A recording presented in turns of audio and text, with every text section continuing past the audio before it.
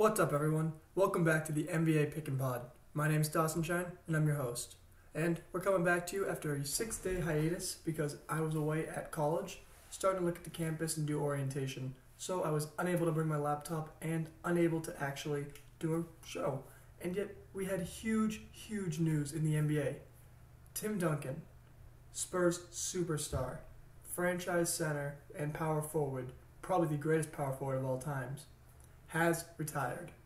He retired as one of the best players all time, at least top 10 all time for many people, if not top 5 for people who live in San Antonio, obviously, and will go down as one of the quietest superstars in NBA history. And his retirement, no different. Almost no interviews, no hoopla, no retirement tour like Kobe Bryant. He went out trying to win a championship, and that was that. Didn't win one, announced his retirement after thinking about it and realizing, as he put it, that he could still play, but he wasn't enjoying it as much as he used to. And it's a pretty noble decision for someone who is so great, so absolutely amazing for this game, one of the unsung heroes for many seasons. All 19 of them, to be exact. He won 5 titles for the Spurs. He had 2 MVP awards. He's one of only 3 players in NBA history to win over 1,000 career regular season games. And he's won more games than 8 NBA franchises. That's crazy to think about. This dude is one of the most winningest players of all time. He has so many records, it would take me an entire episode to go through just every single record that he has. But you don't even need to do that. All you have to do to talk about Tim Duncan is talk about the legacy he's left behind in the Spurs and the dominance that he had while playing for them, year in and year out. He was on the All-NBA first team his rookie year.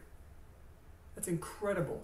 He came out of college and had only been playing for about 9 years of basketball. He started when he was in 8th grade and his pool was destroyed in the U.S. Virgin Islands. And then he started getting really good. He practiced his fundamentals. He worked on his game. He did 4 years of college, came out from Wake Forest, and just started dominating from day one. And of course, many people a little too young to remember how dominant he was back in the early 2000s and 1998, 1999, around those times. But he was explosive. People forget that Tim Duncan was actually an athletic player who could dunk over you, run by you, and was quick. He could get up and block shots, all sorts of things like that we tend to forget now because of his knee injuries back in 2004. When it really took away a lot of that athleticism, and he moved into being the big fundamental, the unmovable object in the paint, who defends everyone and is unflappable every game. And he had continued dominance throughout 3 decades of play. Late 90s, early 2000s, late 2000s, and then 2010, all the way on until this year. He was dominant. And people forget that sometimes. He's one of only 2 players to win an NBA title in 3 different decades, joining John Salley. And honestly, Tim Duncan's obviously a much better player. He was a key component in winning it in 3 different decades. And he won 5.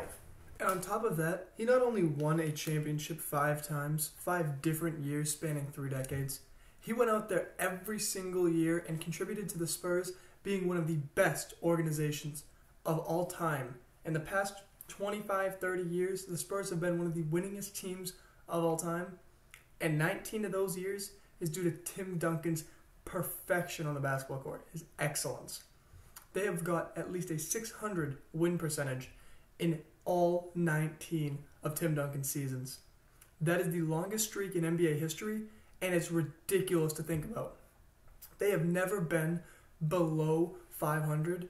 They even got 50 wins in a season with only 66 games back in 2012-2013 when they had a lockout shortened season. That's ridiculous.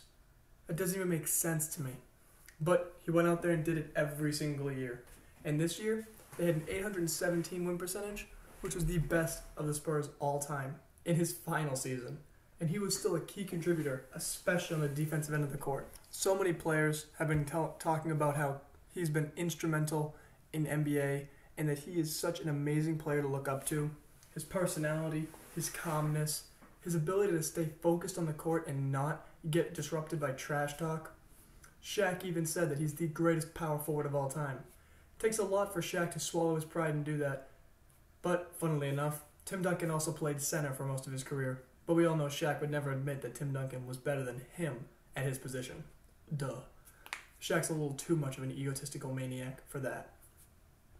But, back to the story. Tim Duncan is easily the greatest power forward / center of all time because he's just consistency embodied in poise. I don't even know how else to say it. People joke about how the Spurs are so-called classy, how they've always been the best franchise to go to. They always respect everyone and they always want to win and that's it. And honestly, that's a lot due to Tim Duncan. He helped build that franchise. Old Man Riverwalk is instrumental in why the Riverwalk is so well known for many people in the U.S. And I can honestly say it's going to be pretty disappointing next season when you don't see him out on the court blocking shots, locking people down, and dominating with his bank shots. Because he's just good to watch and learn from. Defensive end, his offensive rhythm, just the way that he takes shots when they need to be taken and doesn't overdo it, it's incredible. And watching his highlights back in the early 2000s when he was just a straight monster on the court, like the 2003 run to the championship, it's something you just can't believe unless you watch it. And I think everyone who's listening to this who really enjoys basketball has got to go and look up on YouTube, because I know you're on that site right now. Go up in that search bar after this video is over. Wait till it's over. I swear to God, if you don't leave in the middle of it. And then look up Tim Duncan's 2003 highlights just for the season. 2002-2003 season. Because that was just prime Duncan, still explosive, and carrying the Spurs team. People don't realize that the Spurs were not always this well-rounded, amazing organization. He carried them for some of those titles, especially when David Robinson was basically a corpse on the court. He deserves some credit for that, and I think it's very fun to watch him just destroy teams in the post. And it's going to be tough saying goodbye to him. We've said goodbye to a lot of players this year. I mean, look at Kobe Bryant. He's gone. All-time great. Now Tim Duncan's gone. Another all-time great. All for one franchise. Lakers for Kobe. Spurs for Duncan. Dirk Nowitzki's going to leave the Mavericks soon. It's pretty disappointing, actually. I kind of wish they could just keep playing, but we all know they can't. Because damn are they old. Oh my God, is he old. But he's moving on. He doesn't want to take another pay cut and have decreased minutes and play and not enjoy it. So you got to respect the legend for going out the way he played, quietly into the sunset. No, not much noise, not much rustle, and just a small interview from Pop. Happened a couple of days ago, just to acknowledge that he is no longer with the organization, and he's retired. What an ending to a historic career. Moving on to other stories, we got Kevin Durant and Russell Westbrook's relationship potentially going into the trash. Welcome to TMZ. I mean, NBA Pick and Pot. Sorry. Kevin Durant actually recently just said a comment about Russell Westbrook's relationship with him, stating that their relationship probably won't ever be the same again. And I think that's pretty obvious considering that he ditched the team for a rival that they faced in the playoffs. I mean, no shit, KD. Of course they're pissed at you, especially Russell Westbrook. Westbrook looks mad when he's in the middle of a game up 20 points. You think he's not going to be mad when you ditch him to go join a rival and screw the championship contender? You don't think he'd be mad when he was mad at Reggie Jackson looking to get a starting role somewhere else and advance his career? Of course he's going to be pissed at you. And interesting note about this that I heard from Adrian Wojnarowski, who's a reporter for The Vertical on Yahoo. He actually said that he heard Russell Westbrook was actually bothered by constant communication and contact between Draymond and Kevin Durant throughout the season and during the playoff series. And with the Thunder team's teammates and Russell Westbrook, there was some discussion about how KD was actually hanging out with Draymond, being friends with him during a series when Draymond actually kicked Steven Adams in the nuts twice, and they were facing off trying to beat them. And that caused a lot of strife in the locker room. And obviously, Kevin Durant's known for being pretty buddy-buddy with his nemesises in the NBA. We all know about his workouts with LeBron James in the offseason. And now we hear about Draymond Green talking to him all the time and trying to convince him to go to Golden State, him being buddy-buddy. Of course, Westbrook's going to be very angry. Westbrook's one of the few players in the NBA today who still plays with that aggression and that hatred for another team that you would have seen out of players like KG, Paul Pierce, Kobe Bryant way back when. So I just think it's an interesting thing going through where Kevin Durant probably ruined his relationship with a lot of his closest friends due to this decision. But there's another interesting story about Draymond Green himself, who we just mentioned, that I want to bring up. And that was his recent arrest in East Lansing for a supposed assault on a MSU player, football player. And supposedly the MSU player said that Draymond punched him in the face after he was asked, who does he think he is for bumping into the MSU player without saying, excuse me. Draymond then went on to say in response, I pay for N-words like you scholarships. And obviously the story from the MSU player, who's the only side of the story we've heard so far, is a bit biased considering he's basically absolved himself from all fault in the two altercations at two separate bars on two separate nights during this incident. But I think that there's still some truth in this where there was an altercation between the two players, and it's going to lead to an investigation into Draymond Green and whether or not he did assault this player without any provocation.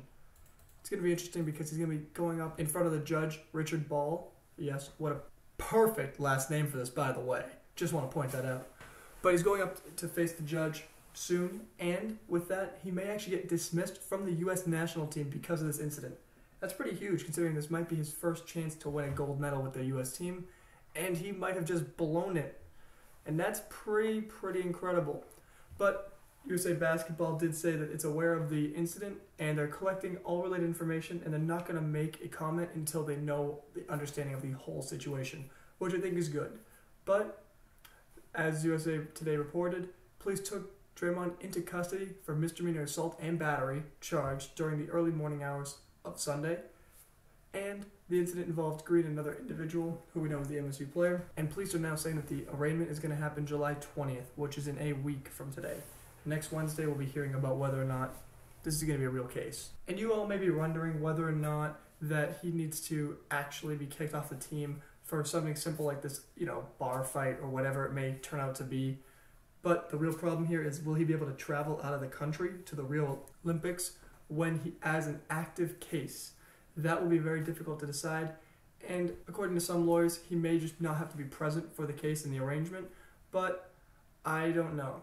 We're going to see how the judge decides to deal with this because it could just be a very low-level case that doesn't matter that much. And they could make the exception and allow him to be out of the state and out of the country. So it probably won't matter too much in the long run for the Olympics. But if the judge decides to be a jerk about it or more information comes to light that puts even more blame on Draymond Green, not sure how that would happen, obviously. But if it happened, then he might not be able to play for the U.S. national team. And that's pretty huge because obviously we know he's a great person to kick someone else in the balls, and he's also a great defender. Those two may not be linked completely, or they might be. I'm not going to say. That's up to you to decide. But that's going to be a huge thing to keep updated on. And I'll be coming back to you tomorrow with even more NBA podcasts. Got to make up for missing a whole week. Sorry about that, everyone. And now that I'm back from hiatus, hope you all enjoyed this new episode. If you did, like, subscribe, leave a comment with your opinions on any of today's stories, especially Tim Duncan's legacy and Draymond Green's continuing to assault people on and off the court. Thanks, everyone. Have a great day.